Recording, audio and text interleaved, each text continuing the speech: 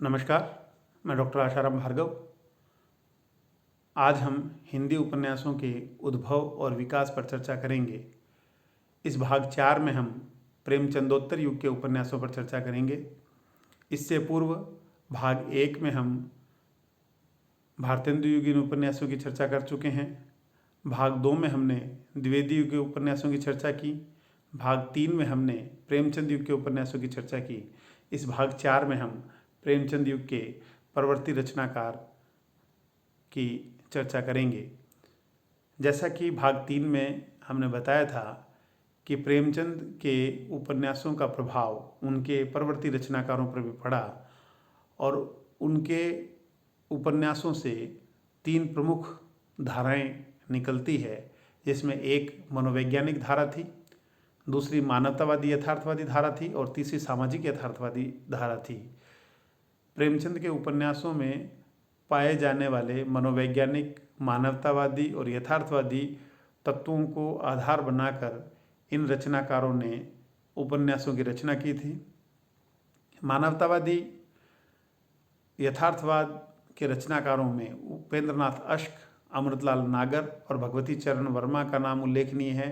तो मनोवैज्ञानिक धारा के उपन्यासकारों में जैनेन्द्र, इलाचंद्र जोशी और अज्ञेय का नाम उल्लेखनीय है। सामाजिक यथार्थवादी धारा में यशपाल, रांगे राघव और भैरव प्रसाद गुप्त का नाम उल्लेखनीय है। इन तीनों उपन्यास धाराओं पर प्रेमचंद का स्पष्ट प्रभाव परिलक्षित होता है। प्रेमचंदोत्तर युग में जैनेन्द्र ने त्यागपत्र, कल्याणी, सुखदा, विवर्त, व्यतीत, जयवर्धन और मुक्तिबोध जैसे उपन्यासों की रचना की थी। जैसा कि आप सभी जानते हैं, जैनेन्द्र ने प्रेमचंद युग में परख और सुनीता जैसे मनोवैज्ञानिक उपन्यासों की रचना की थी। जैनेन्द्र प्रेमचंद के बाद मनोवैज्ञानिक उपन्यास की धारा के प्रमुख रचनाकार थे। उन्होंने त्यागपत्र उपन्यास में अनमेल विवाह पर को विषय वस्तु बनाकर रचना की है, जिसमें पत्नी पर अनुशासन की कोशिश को दिखाया गया है। उसके साथ साथ आत्मनिर्वासन की स्थितियों पर भी उन्होंने कलम चलाई है। जैनेन्द्र का कल्याणी, सुखदा, विवर्त, व्यतीत, जयवर्धन और मुक्तिबोध भी मनोविश्लेषणवादी उपन्यास थे, जिसमें पात्रों का चित्रण उनकी मनोविश्लेषण के आधार पर किया गया है, उनकी मानसिक स्थितियों के, उनके द्वंद्व के आधार पर किया गया है। इन मनोविश्लेषणवादी या मनोवैज्ञानिक रचनाकारों में अज्ञेय का नाम भी उल्लेखनीय है। अज्ञेय ने शेखर एक जीवनी उपन्यास की रचना की थी, जिसमें शशि और शेखर के जैसे पात्रों का चित्रण किया गया है, जहां अहम प्रेम पर भारी सिद्ध होता है। अहम और प्रेम के द्वंद्व को चित्रित किया गया है इन्होंने। शेखर विद्रोही पात्र है, जिसका चित्रण अज्ञेय ने किया है। अज्ञेय और जैनेन्द्र के साथ इस युग में मनोविश्लेषणवादी उपन्यासकारों में इलाचंद्र जोशी का नाम भी उल्लेखनीय है, जिन्होंने सन्यासी, पर्दे की रानी, प्रेत की छाया, निर्वासित और जहाज का पंछी जैसे मनोवैज्ञानिक उपन्यासों की रचना की।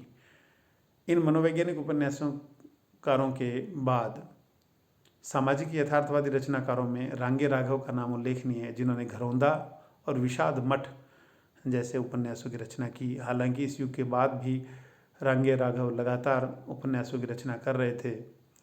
इस युग में सामाजिक यथार्थवादी रचनाकारों में यशपाल का नाम उल्लेखनीय है, जिन्होंने दादा कॉमरेड, देशद्रोही, पार्टी कॉमरेड और दिव्या जैसे उपन्यासों की रचना की। उनका दादा कॉमरेड राजनीतिक उपन्यास है, जिसमें मजदूर संगठनों का चित्रण किया गया है, जिसमें पूंजीपतियों का विरोध किया गया है। देशद्रोही द्वितीय विश्व युद्ध के बाद की स्थितियों पर लिखा गया उपन्यास है। पार्टी कॉमरेड भी राजनीतिक उपन्यास है। तो दिव्या उनका ऐतिहासिक उपन्यास है। यशपाल के उपन्यासों में सामाजिक यथार्थवाद स्पष्ट परिलक्षित होता है। प्रेमचंदोत्तर युग में मानवतावादी यथार्थवादी उपन्यासकारों में उपेंद्रनाथ अश्क का नाम उल्लेखनीय है, जिन्होंने सितारों का खेल और गिरती दीवारें उपन्यास की रचना की। गिरती दीवारें उपन्यास पेट से ज़्यादा वर्जनाओं का चित्रण करता है। अमृतलाल नागर का महाकाल उपन्यास ईस्वी का महत्वपूर्ण उपन्यास था, जिसमें बंगाल के अकाल पर यह उपन्यास लिखा गया है। भगवती चरण वर्मा ने 3 वर्ष, चित्रलेखा और टेढ़े मेढ़े रास्ते जैसे उपन्यासों की रचना की। उनका टेढ़े मेढ़े रास्ते उपन्यास राजनीतिक उपन्यास है, जिसमें गांधीवाद, साम्यवाद आदि को टेढ़े मेढ़े रास्ते बताया गया है। इस उपन्यास के विरोध में रांगे राघव ने सीधे साधे रास्ते उपन्यास लिखा था। भगवती चरण वर्मा का चित्रलेखा काफ़ी महत्वपूर्ण और उल्लेखनीय उपन्यास है, जिसमें उन्होंने प्रेम और अध्यात्म के द्वंद्व का चित्रण किया गया है। प्रेमचंदोत्तर युग में हजारी प्रसाद द्विवेदी ने बाण भट्ट की आत्मकथा उपन्यास की रचना की थी। हजारी प्रसाद द्विवेदी जहाँ सांस्कृतिक और मानवतावादी आलोचक थे, इसके साथ साथ इनके उपन्यासों में भी इनकी सांस्कृतिक दृष्टि स्पष्ट दिखाई देती है। इन्होंने सांस्कृतिक और मिथकीय धरातल पर बाण भट्ट की आत्मकथा उपन्यास की रचना की, जिसमें ये पाठकों को एक ऐसे लोक में ले जाते हैं, ऐसी दुनिया में ले जाते हैं जो मिथकों से भरी हुई है, जो भारतीय संस्कृति के आधार रूप में देखी जा सकती है। हजारी प्रसाद द्विवेदी के अलावा इस युग में राहुल सांकृत्यायन ने जीने की कला, सिंह सेनापति और जय योद्धे जैसे उपन्यासों की रचना की थी। इस प्रकार हम देखते हैं कि प्रेमचंदोत्तर युग में सामाजिक यथार्थवादी उपन्यास लिखे जा रहे थे, सांस्कृतिक और मिथकीय चेतना के उपन्यास लिखे जा रहे थे, राजनीतिक उपन्यास लिखे जा रहे थे, मनोवैज्ञानिक उपन्यास लिखे जा रहे थे, और इन उपन्यासों पर प्रेमचंद का स्पष्ट प्रभाव दिखाई दे रहा था। कुछ उपन्यासकार प्रेमचंद से एक कदम आगे बढ़कर रचना कर रहे थे, तो वहीं कुछ उपन्यासकार प्रेमचंद की परिपाटी पर ही उपन्यासों की रचना कर रहे थे। आज़ादी के बाद हिंदी उपन्यासों में एक नया मोड़ आता है, आंचलिक उपन्यासों की शुरुआत होती है। उन आंचलिक उपन्यासों में किन किन रचनाकारों ने उपन्यासों की रचना की और आज़ादी के बाद उपन्यासों में उनकी विषय वस्तु में, उनके शिल्प में क्या परिवर्तन आया, इसकी चर्चा हम अगले भाग 5 में करेंगे। धन्यवाद।